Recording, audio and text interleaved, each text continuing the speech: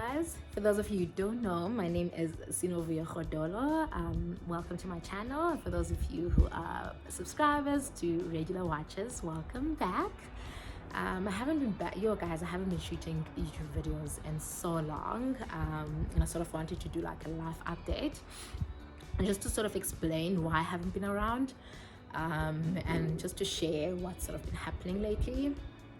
I think if you obviously a subscriber, someone who watches my videos regularly, or someone who follows me on Instagram, you will see that I'm not as active as I used to be, and obviously there's a reason for that. There's been quite a lot happening, and just in my life, I think in everyone's life really, because of COVID and everything. So it's just been really tough because there's a lot of uncertainty. There's a lot of uncertainty in my life, actually. So where do I start? So if you had watched my previous video, I think there was a video where I shot and I was like, oh, this I'm planning to move to Belgium, and that's always been the plan. And I had actually planned to move in May, and I had said end of May I definitely have to be there, and I sort of like put put the plan in motion. So I started sorting out all my papers, and I resigned from my job. I actually stopped working there on the 15th of April, and I was like, oh, I'm waiting for all my papers to arrive, and then I'm just going to go and apply for a cohabitation visa. So if some of you guys might be familiar with this, but maybe most of you guys are not. But with Belgium, if you have a partner that you have been with for 2 years or for more than 2 years, you can actually apply for a cohabitation visa, which was my partner's and I's preferred solution. Obviously, like, don't want to get married just for a visa. I understand that some people do that, which is absolutely fine. But for me, I wouldn't want to do that. You never know. Because just I would just like rather not. I've always said I'd prefer to live with someone for a while before we get married.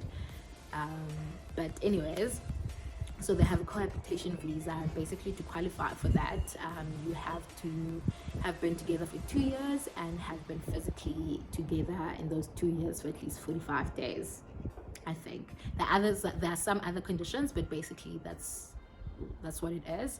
And we obviously qualify for that, because we've been together for like more than 2.5 years now, and obviously we were together for more than those 45 days. I was actually in Belgium from October to about January, so it was never going to be an issue for us. So yeah, I resigned from my work, and I start on the 15th of April. I was actually so happy about that, because I had been miserable for a long time before I resigned. I was even I think even if I wasn't moving, I would have resigned. I was just like not inspired at that point in time. I was just like feeling stuck. But the only reason I wasn't like looking for someone else, for a job somewhere else, is because I had planned to move to Belgium. So I was just like, there's no point in me like moving twice, because I was never gonna move jobs in Durban, because my dream was always like to come and work in Joburg, because people in Joburg, I'm actually in Joburg now, but people here are so ambitious, they're so driven, and I've always felt like that was lacking in Durban. Like whenever I saw my friends who are based in Joburg, like it always left me feeling so inspired, and it just left me like wanting more, and to do more with my life. Not in like, oh, I want to be like my friend, but in just with the pursuits or with the interest that I have, I know I definitely can do more. One, there isn't as much opportunity in Durban, but also like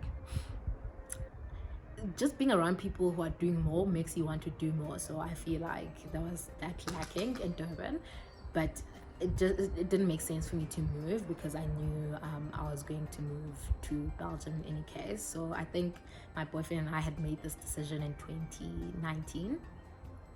So we were like, oh, end of 2020 I'll be moving. So we've sort of delayed it because of COVID. Because the plans were to actually move in 2020. And I was like, oh, okay, cool. I mean, we haven't even started the process of like getting papers and whatnot, so we just postponed it. For those of you guys who don't know, I am in a long distance relationship, so we were just trying to be together, because obviously you can't be in a long distance relationship for forever. At some point you have to actually be in the same place physically.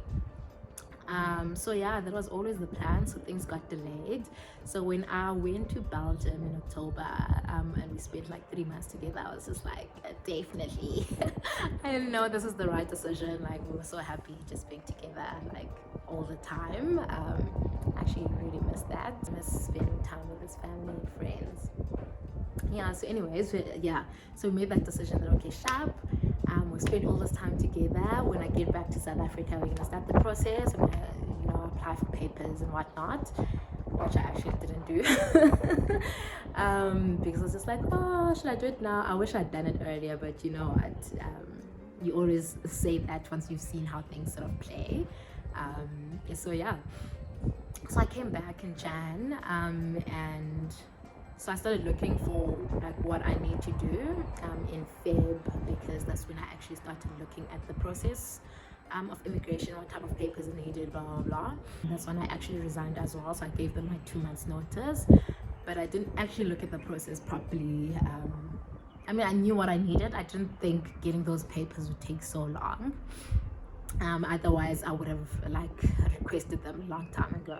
So I think I only requested my papers because they need papers like police clearance, they need an unabridged certificate, they need a letter of impediment, which is a certificate to say you're not married in South Africa. If you're gonna go and do this cohabitation visa, obviously you have to prove that you're not married in your home country. So those are the 3 documents that actually took quite a long time. Yeah, because I think I applied for most of them end of March, and then the police clearance I applied for it on the 15th of April. I genuinely didn't think it was going to take so long. I thought the home affairs stuff was going to take long. So anyways, I applied for those, and then 15th of April was my last day at my job, and I was like so excited, and I was thinking, oh, okay, the plan is to immigrate end of May, so I'm going to spend the last bit of April sorting out my apartment, and then sorry for the noise, and then May I would spend with my family, and then obviously some friends maybe the last week, and then immigrate end of May. But just as I was about to leave Durban, I was sorting everything out, there's an announcement from Belgium to say, South Africa has been banned.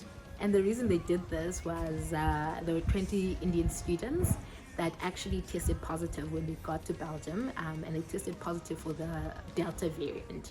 So at the time, South Africa only had the Beta variant. We didn't have the Delta variant. And our cases were actually extremely low at that point. I think we were like averaging 2,000, 3,000 cases a day, which was so like low compared to what we have now.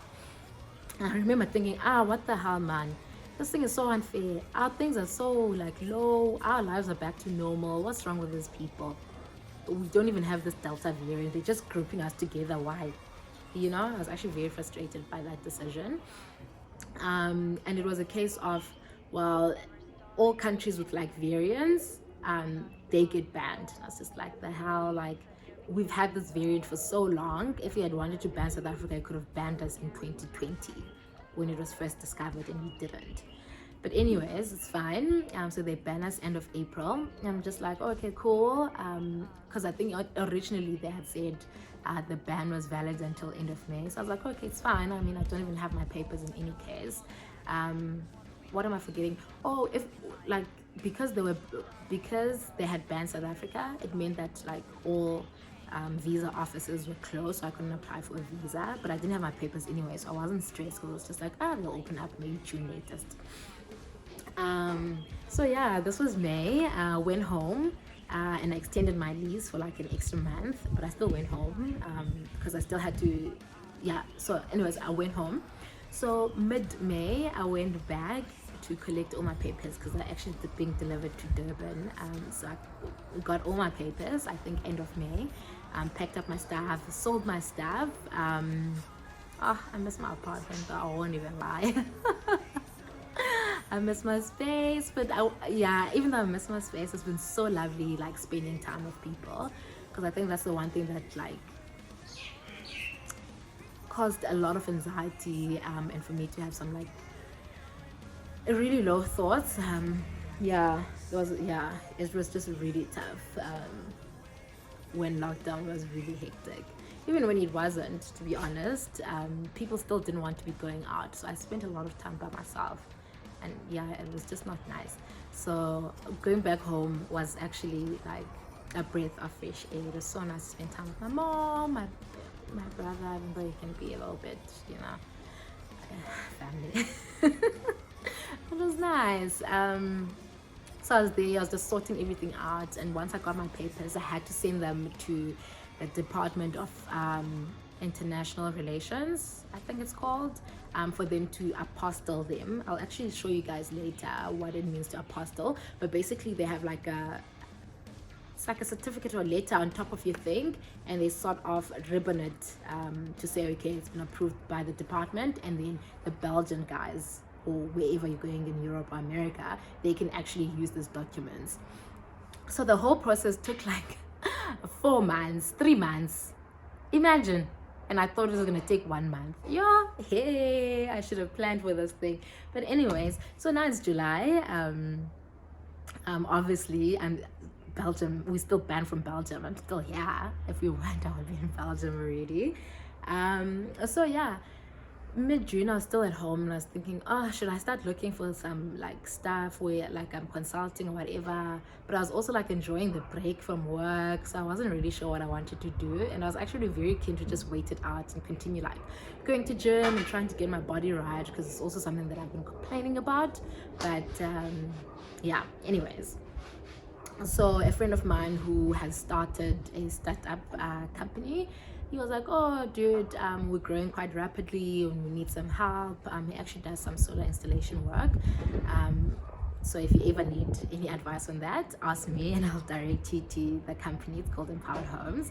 So and then I was like, okay, cool, I'm definitely available to help out. Let's do this thing for 6 weeks. We decided on that timing, so I think it's actually ending end of July, because I had assumed that I would be in Belgium.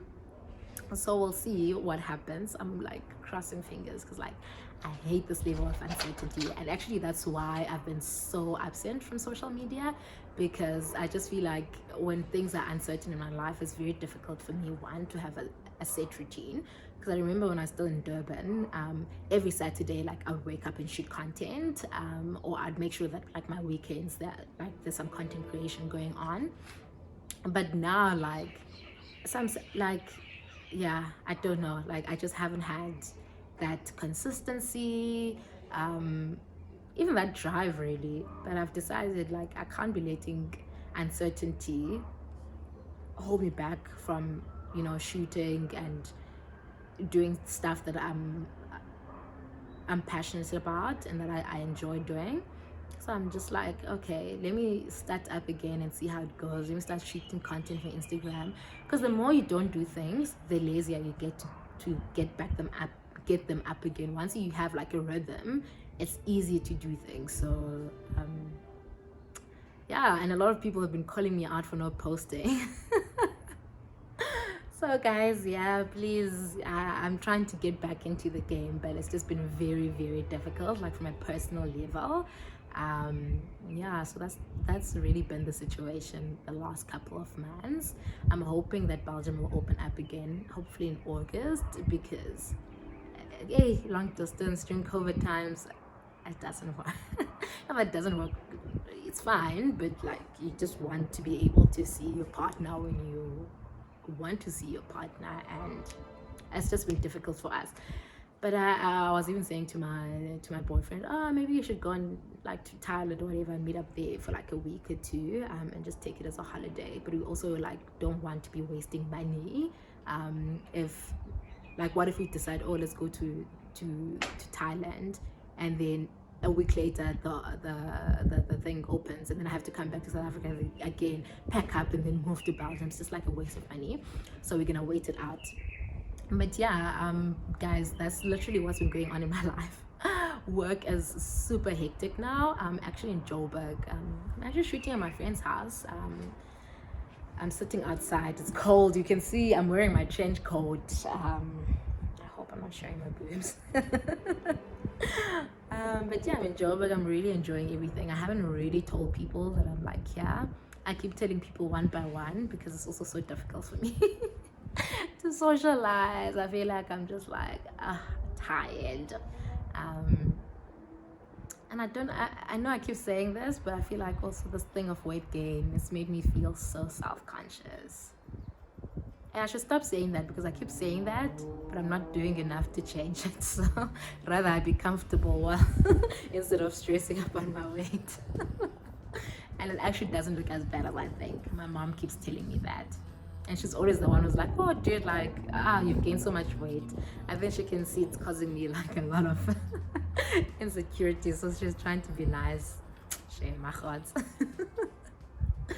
But yeah, guys, that's my update. I'm hoping to at least emigrate in the next 2 months because my papers are valid for 6 months. So I think one actually at the 6-month mark is up in October. And I would actually like to be in Belgium in September. Hey guys, you can hear I'm shooting outside. So yeah, I'm hoping to be there by September, but we never know what's going to happen. My one paper is expiring end of October and the other ones are expiring in November. So I'm hoping I don't have to go through the process again of getting all those papers so that they're valid for the next 6 months, because that's what you need. Oh, and by the way, I don't think I explained this properly. So when you going for a cohabitation visa, you apply for a short-term visa to go to Belgium to apply for a cohabitation visa. So it's different from a tourist visa, and the manner that the papers that you need are very different. Tourist visa is very chilled.